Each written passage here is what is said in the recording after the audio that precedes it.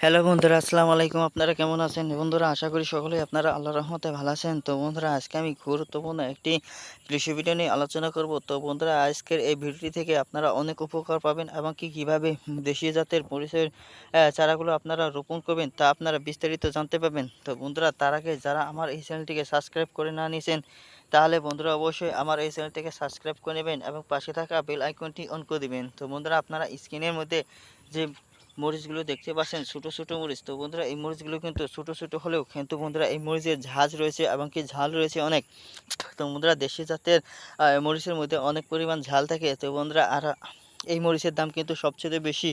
বাজারে এই মরিচের দামও চাহিদা অনেক রয়েছে। তো বন্ধুরা, এই মরিচটি যদি আপনারা আপনাদের জমিতে বন্ধুরা রোপণ করতে পারেন, চাষাবাদ করতে পারেন, তাহলে কিন্তু বন্ধুরা খুব সহজেই আপনারা লক্ষ লক্ষ টাকা প্রতি বছর ইনকাম করতে পারেন খুব সহজেই। তো বন্ধুরা, এই মরিচের গাছের চারা কিন্তু রোপণ করতে তেমন খরচ পড়ে না, তেমন পরিশ্রম করতে হয় না। তো বন্ধুরা, অল্প পরিশ্রম এবং কি স্বল্প খরচেই আপনারা পেয়ে যেতে পারেন লক্ষ লক্ষ টাকার মরিচ।